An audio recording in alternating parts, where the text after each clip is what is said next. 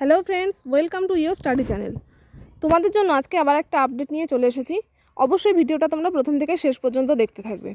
তোমরা যদি ডব্লিউবিপি এবং কেপির অ্যাসপিরেন্ট হয়ে থাকো তাহলে ভিডিওটা তোমাদের জন্য, অবশ্যই ভিডিওটাকে দেখতে থাকো। তোমরা সকলেই জানো যে রাজ্যে একটা কেস রয়েছে, যেটা ওবিসি রিলেটেড একটা কেস রয়েছে, যার ফলে নতুন কোনো ভ্যাকেন্সি বেরোচ্ছে না এবং যে পরীক্ষাগুলো রয়েছে সেগুলো আটকে রয়েছে।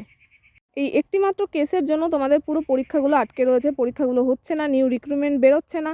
এর ফলে যে পরীক্ষাটা হবে সেই পরীক্ষাটাও হচ্ছে না। তার জন্য আমরা একটা বৃহত্তর আন্দোলনের ডাক দিয়েছি।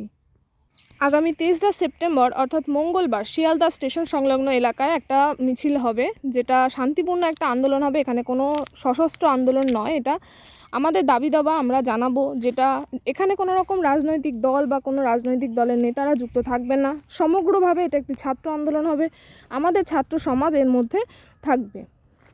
এই আন্দোলনে মূলত দুটো বিষয়কে তুলে ধরা হবে। এক হচ্ছে নতুন ভ্যাকেন্সি বের করা, রাজ্যে যে ওবিসি সংক্রান্ত যে কেসটা রয়েছে তার নিষ্পত্তি দ্রুত ঘটানো, এবং যে পরীক্ষাগুলো আটকে রয়েছে সেই পরীক্ষাগুলোকে করিয়ে দেওয়া, এবং যত শীঘ্র সম্ভব যেন জয়েনিংগুলো হয়ে যায়। এবং অন্য আরেকটি দাবি থাকবে, যে তোমরা সকলেই জানো যে আরজিকর যে ঘটনাটা ঘটেছে, আরজিকরে যে তিলোত্তমার বিচারের একটা দাবি রয়েছে, সেই বিচারের দাবি নিয়েও আমরা এদিনকার পথে নামছি। অবশ্যই আমরা চাই যে তিলোত্তমা বিচার পাক, অবশ্যই আমরা এই বিষয়টার ওপরেই দৃষ্টিপাত করব।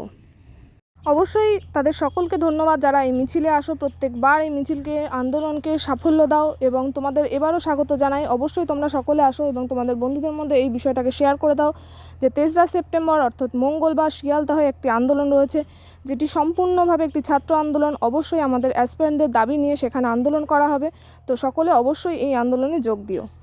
আজকের ভিডিওটা এই পর্যন্তই, দেখা হবে নেক্সট ভিডিওতে। ভিডিওটা যদি তোমাদের ভালো লাগে অবশ্যই চ্যানেলটাকে সাবস্ক্রাইব করো, একটা লাইক করো এবং কমেন্টে তোমাদের মতামতটা অবশ্যই জানিয়ে দিয়ে যেও।